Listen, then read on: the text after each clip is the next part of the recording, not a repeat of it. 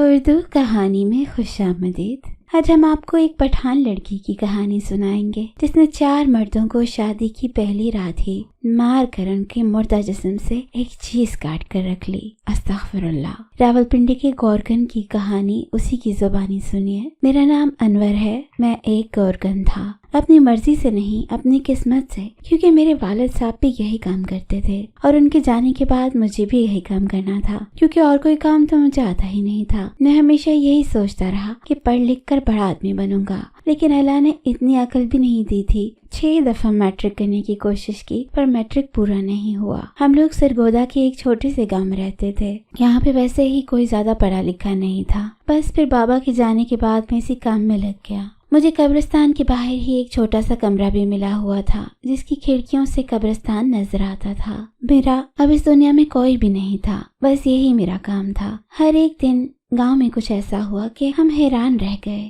دراصل ایک دن پہلے ہی ایک جوان لڑکے کی موت ہوئی تھی۔ اس کو کیا ہوا یہ کوئی نہیں جانتا تھا، بس وہ اپنے کمرے میں مردہ حالت میں ملا تھا۔ اس کو دفنا دیا گیا تھا اور آج صبح یہ دیکھ کر سب حیران تھے کہ اس کی قبر کی کسی نے بے حرمتی کی تھی، لیکن لوگوں میں خوف و ہراس پھیل گیا تھا اور جس نے بھی اس کی لاش کی دیکھی ہم حیران رہ گئے، کیونکہ آج سے پہلے ایسا کبھی نہیں ہوا تھا۔ پورے گاؤں میں ایک ہی قبرستان تھا اور گورکن کی ذمہ داری ہوتی ہے کہ وہ قبرستان میں ہونے والے تمام معاملات پر نظر بھی رکھے۔ اسی لیے لوگ مجھ سے ہی سوال کر رہے تھے۔ میں نے کہا بھائی میں بھی انسان ہوں، ساری رات جاگتا نہیں رہتا، میں نے کون سا کوئی چلا کاٹنا ہوتا ہے، میں اپنے کمرے میں جا کر سو گیا تھا، مجھے کیا پتا کہ یہ کب ہوا۔ میری بات اپنی جگہ ٹھیک تھی، لیکن لوگوں میں خوف و ہراس پھیلا ہوا تھا اور جس نے بھی یہ کام کیا تھا وہ انسان نہیں ہو سکتا تھا۔ لیکن کس انسان کو یہ سب کرنے کی کیا ضرورت تھی؟ لواحقین بھی بہت پریشان تھے اور پہلے سے ہی صدمے میں تھے۔ ایک تو ان کا جوان بیٹا اس دنیا سے چلا گیا اور پھر اس کی لاش اور قبر کے ساتھ اس طرح کا سلوک کیا گیا۔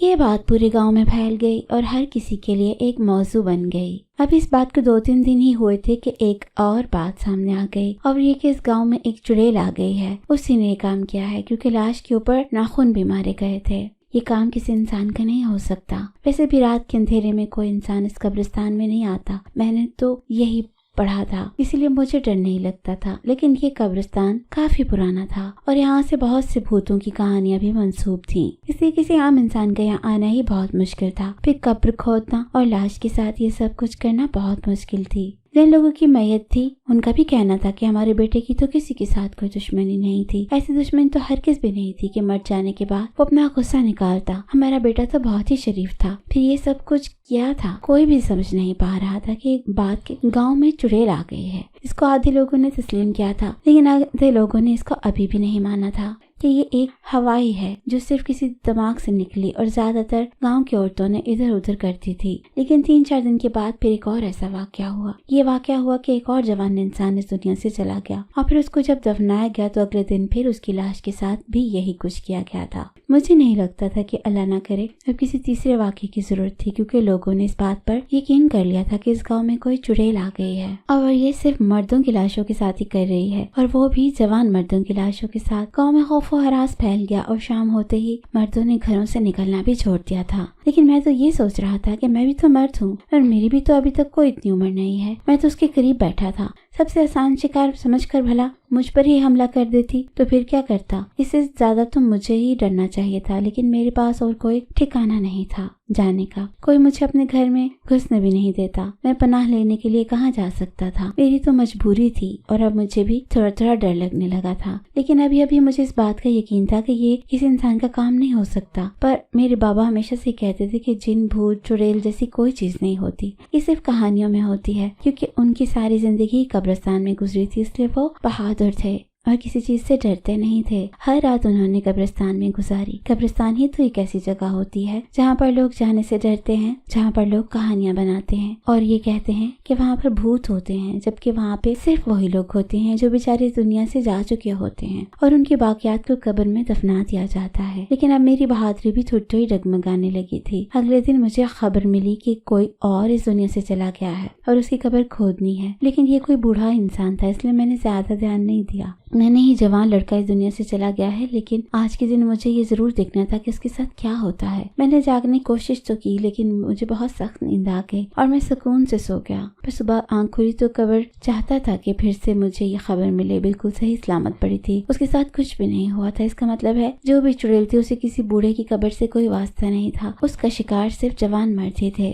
एक दिन मैं दुकान से कोई चीज लेने जा रहा था जब एक आदमी से टकरा गया। उस आदमी के हाथों से कुछ सामान था जो जमीन पर गिर गया। जब मैंने वो सामान उठाकर देखा तो मैं हैरान रह गया कि वो रहा था, लेकिन मैं उसको जानता था। वो तो मोहल्ले का बड़ा ही मुहज्जिब शख्स था। मैंने कहा, मैं आपकी मदद कर सकता हूँ, आप रो क्यों रहे हैं? मैं उसको कहा, नहीं बेटा, कोई बात नहीं, मैं ठीक हूँ, मैं नहीं रो रहा। वो ये कहता हुआ वहाँ से चला गया और मैं हैरान रह गया कि उसको क्या हुआ है। ये वाकई रो रहा था। फिर सोचा कि न जाने कि इसकी कितने मसाइल हैं। सफेद पोश लोग तो किसी से बयान भी नहीं कर सकते। दुआ करती कि अल्लाह इसके लिए आसानी पैदा करे, लेकिन उसकी वो बेबस आंखें देखकर थोड़ी देर के लिए मेरा दिल बड़ा ही खराब हुआ था और मैं उसी के बारे में सोचता रहा था। कुछ दिन इस तरह गुजर के आजकल शाम होते ही गाँव खाली हो जाता था। सारे बच्चे जवान सब अपने अपने घरों में चले जाते थे। जाहिर है कोई भी मरना नहीं चाहता था, सबको ही अपनी जान प्यारी थी। मैं अपने लिए खाना लेने रात को निकलता तो सारा इलाका खाली होता था। लोगों के कारोबार भी खराब हो रहे थे। मैं खाना लेकर वापस आ जाता था और खाना खाने के बाद सुकून से सो जाता था। मेरी यही रूटीन थी और मैं इसी में खुश था। एक हफ्ते के बाद फिर से कुछ ऐसा हुआ कि एक और लड़का इस दुनिया से चला गया। जब मुझे बताया गया कि किसी जवान की मैयत है तो मैं समझ गया कि इसके बाद क्या होने वाला है। पर क्या मैं कुछ कर सकता था? क्या मुझे कुछ करना चाहिए? क्योंकि अगर वो चुड़ैल थी तो फिर क्या कर सकता हूँ? मैं तो कुछ भी नहीं कर सकता था। मैंने कब्र तो खोद दी थी और लोगों ने मैयत भी दफना दी थी। सब लोग यही बातें कर रहे थे, फिर से न कुछ हो जाए। मुझे कहा कि तुमने सही राह जाकर पहरा देना है। मुझ पे सब लोग इस तरह चिल्ला रहे थे जैसे ये सब कुछ मेरी वजह से हो रहा है। मैं तो कोई सूरत नहीं थी, जानती भी रहा और मैंने किसी का साया भी देखा। ये भी देख लिया कि वो किसी औरत का ही साया है, लेकिन उसके बाद भी मैं इस कदर डर गया था कि आगे बढ़ने की या उसे बुलाने की या उसे किसी तरह रोकने की मेरी कोई हिम्मत नहीं हुई। बल्कि ये बात मैंने सुबह नहीं बताई गाँव वालों को, लेकिन मुझे चक्कर भी आ गए थे। डर के मारे मैं बेहोश हो गया था क्योंकि लोगों को बात बिल्कुल ठीक थी। मैंने साया तो देखा ही था और वो भी किसी औरत का जिसने काले कपड़े पहन रखे थे। और इस टाइम पर यहाँ कोई लड़की नहीं आ सकती थी। गाँव की लड़कियां वैसे ही काफी डरपोक होती थी। वो तो अपने घर से बाहर नहीं निकलती, तो फिर इस कब्रिस्तान में आधी रात को क्यों आती? तो फिर वो कोई चुड़ैल ही हो सकती थी। सुबह मैंने गाँव वालों को नहीं बताया कि वो चुड़ैल है। इसके बाद गांव वालों को यकीन हो गया और मस्जिद में ऐलान किया गया कि इस गांव में कोई चुड़ैल आई हुई है। अपनी हिफाजत करें, कलमा दरूद पढ़ें, घर से बिला वजह ना निकलें। और खासकर मर्दों को कहा गया कि वो घर से बिल्कुल ही ना निकलें। लोगों ने अपने घर को राशन से भर लिया ताकि बार बार बाहर न जाना पड़े, लेकिन मेरे पास तो फ्रिज भी नहीं था इसमें एक साथ ही राशन लेकर रख सकता।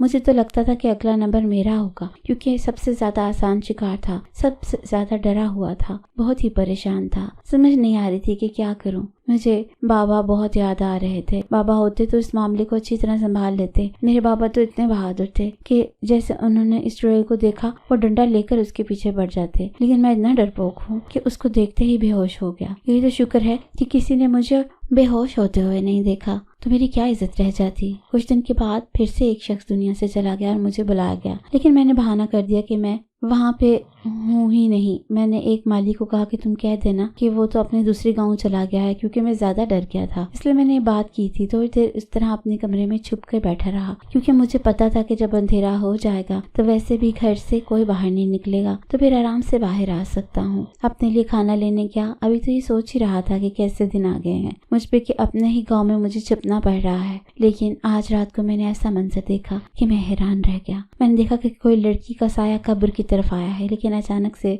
वो साया जमीन पर गिर गया और उसके मुंह से आह निकली। मेरे बाबा कहते थे कि जिन भूतों को कभी भी चोट नहीं लगती, लेकिन इस लड़की की आह मुझे सुनाई दी थी। इसका मतलब है कि वो चुड़ैल नहीं थी। मैंने उस तरफ लाइट मारी। मैंने कहा, कौन हो तुम? उसने भी मेरी तरफ देखा, क्योंकि वो कोई लड़की ही थी जो सिर्फ 6 साल की होगी और कब्र खोदने की तैयारी में थी कि मैंने उसे पकड़ लिया और मैंने कहा, कौन हो तुम? क्या कर रही हो यहाँ पे? जब मैं उसे रोशनी में लेकर आया तो मैं हैरान रह गया कि उसके चेहरे पर बहुत पुराने और बड़े बड़े जख्मों के निशान थे। वो बुरी तरह रोने लगी। मैंने कहा, कौन हो तुम? यहाँ क्या कर रही हो? इस कब्र से तुम्हारा क्या ताल्लुक है? क्या तुमने वो सब कुछ किया है جب اس نے ہاں میں سر ہلایا تو میرے قدموں تلے سے زمین نکل گئی۔ یہ تو پتہ چل گیا تھا کہ وہ کوئی چڑیل نہیں، لیکن لڑکی ہو کر وہ سب کچھ کیوں کر رہی ہے یہ نہیں پتا تھا۔ میں نے اسے کہا کہ تم میرے کوارٹر میں آ جاؤ اور مجھے پوری بات بتاؤ۔ وہ اندر آنے سے گھبرانے لگی۔ میں نے کہا دیکھو تم میری چھوٹی بہن ہو، آ جاؤ اور بس مجھے بتاؤ کہ تم یہ سب کچھ کیوں کرتی ہو۔ وہ اندر آئی اور کھانے کی طرف دیکھنے لگی۔ اسے بہت زیادہ بھوک لگی ہوئی تھی۔ میں نے اسے اپنے حصے کا کھانا کھلا دیا۔ اس سے میرے اوپر تھوڑا سا بھروسہ ہو گیا کہ یہ واقعی اچھا انسان ہے۔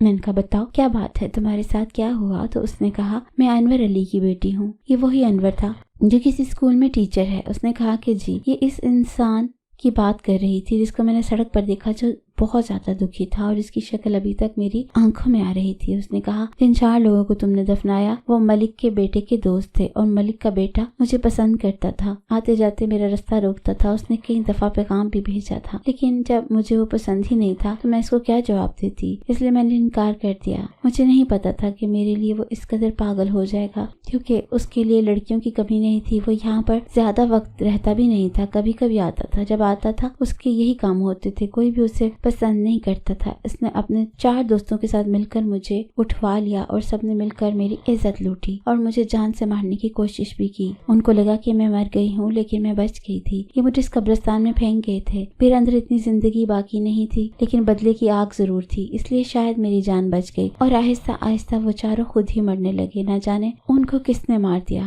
یہ مجھے نہیں پتا، لیکن میرا بدلہ کسی اور نے لیا، اس لیے میرے اندر بھی آگ بھری ہوئی تھی، جس کو ختم کرنے کے لیے میں اپنا غصہ ان کی لاش پر نکال دیتی تھی۔ میں اس بات پہ حیران رہ گیا۔ میں نے کہا انہوں نے تمہارے ساتھ برا کیا، لیکن اگر تم نے ان کو نہیں مارا تو پھر کس نے مارا؟ اس نے کہا کہ یہ بات میں بھی نہیں جانتی، ویسے بھی میں کیا کر سکتی، میں کیا کر لیتی، میرے اندر اتنی طاقت نہیں تھی، مجھے پتا تھا کہ میں نہیں کر پاؤں گی، لیکن جس نے بھی کیا اس نے میرا بہت بھلا کیا اور لوگوں کو مار کے میرا بدلہ پورا کر دیا۔ اب آخری شکار رہ گئی، اور مجھے لگتا ہے کہ جس طرح سے یہ سب کچھ ہو رہا ہے وہ بھی ضرور مر جائے گا۔ اس نے کہا کہ میرے بابا یہ جانتے ہیں کہ میں مر گئی ہوں، اس لیے آج کل بہت اداس ہے، ان کے سامنے نہیں جانا چاہتی جب تک کہ میرا بدلہ پورا نہ ہو جائے۔ تبھی وہ انسان اتنا زیادہ پریشان تھا۔ میں نے اس سے کہا کہ میں تمہارے لیے کیا کر سکتا ہوں؟ اس نے کہا بس یہ کرو کہ چڑیل کی اس کہانی کو پھیلاتے رہو، تاکہ لوگ یہی سمجھے کہ یہ کام کسی چڑیل کا ہے، تاکہ مجھ پر اس انسان پر کوئی بات نہ آئے جو میری مدد کر رہا ہے اور یہ سب کچھ کر رہا ہے۔ میں نے کہا ٹھیک ہے۔ اگلے دن میں نے شور ڈال دیا کہ انہوں نے چڑیل کو دیکھا ہے۔ اس دفعہ میں نے لوگوں کو اس کا حلیہ بھی بتایا کہ اس کے لمبے لمبے ناخن تھے، بڑا سا قد تھا، اس کے کالے کپڑے تھے۔ جب میں گیا تو اس نے مجھے اسے دھکا دیا، میں اڑ سے زمین پر گر گیا۔ میری کہانی سب عورتیں ایسے سن رہی تھی جیسے کوئی بہت بڑی داستان سنا رہا تھا، لیکن ابھی بھی میں یہ سن کر حیران تھا کہ وہ انسان کون ہے جس لڑکی کی مدد کر رہا ہے، کیونکہ واقعی لوگوں کو مارتا اس لڑکی کے بس کی بات نہیں۔ مجھے گاؤں میں ایک شخص نظر آیا جو بہت ہی زیادہ طاقتور اور شکل سے امیر اور خوبصورت لگ رہا تھا۔ اس کو میں نے اس گاؤں میں پہلے کبھی نہیں دیکھا تھا۔ وہ اجنبی تھا، اور جس دن میں نے دیکھا اسی دن ملک کے بیٹے کی جان چلی گئی، وہ دنیا سے چلا گیا۔ اس لڑکی نے اپنا نام سائمہ بتایا تھا اور اس کا بدلہ پورا ہو گیا، لیکن یہ آدمی کون تھا یہ کسی کو بھی نہیں پتا۔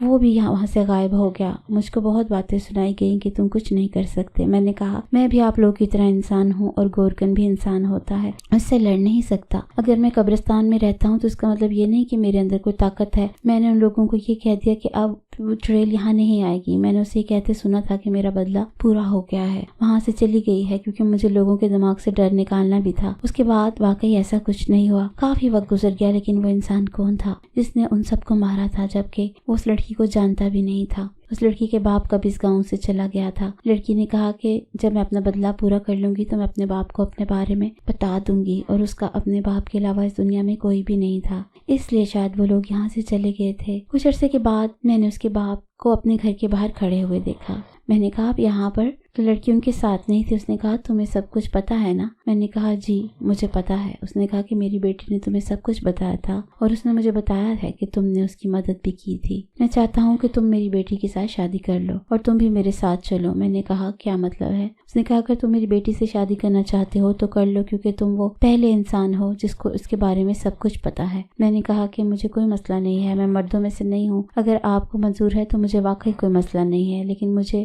بھی سمجھ نہیں آ رہی کہ इन सबको मारा किसने है? तो उसके बाप ने मुझे ऐसी बात बताई कि मैं हैरान हो गया। उसने कहा मैंने एक ऐसे इंसान को पैसे दिए थे जिसका काम ही यही था। ये बात मेरी बेटी को नहीं पता। दरअसल वो किराए का गुंडा था। मैंने उसे अपना सब कुछ बेचकर इतने पैसे दिए कि वो उन 5 लोगों की जान ले सके, और उसके लिए काम कोई मुश्किल नहीं था। मैंने अपनी बेटी की इज्जत लूटने वालों से बदला लिया है, लेकिन मेरी बेटी को ये बात बताई नहीं है। लेकिन मैं चाहता हूँ कि कोई उसके साथ शादी कर ले, क्योंकि अगर किसी को ये पता चल गया और मैं पुलिस के हाथ लग गया और जेल में चला गया तो मेरी बेटी अकेली रह जाएगी। मैंने कहा कि ऐसा कुछ नहीं होगा और मैं हमेशा उसका ख्याल रखूंगा। उसने उस लड़की के साथ मेरा निकाह करवा दिया और मैं भी वहाँ से चला गया। अब मैं किराए की एक दुकान करता हूँ जिसमें खुद बना ली है, और साइमा मेरी बीवी है। मुझे वाकई इस बात से कोई फर्क नहीं पड़ता, क्योंकि औरत की इज्जत एक ऐसा खजाना है जो कभी भी खत्म नहीं होता। जब लोग कहते हैं फलां औरत की इज्जत लुट गई है क्योंकि उसके साथ गलतकारी हुई है, तो इज्जत उसकी नहीं बल्कि उस इंसान की जाती है जिसने गलती की, क्योंकि गलत उसने किया होता है। इस बात की समझ नहीं आई कि जिसके साथ जुल्म हुआ उसको क्यों मुजरिम बना दिया जाता है। बहरहाल मैं जिंदगी का रुख बदल गया और गाँव वाले इस बात को शायद भूल गए होंगे या सिर्फ कहानी सुनाते होंगे कि इस गाँव में एक चुड़ैल आई थी जिसने 5 जवान लड़कों को मारकर उनकी लाशों को बर्बाद किया था।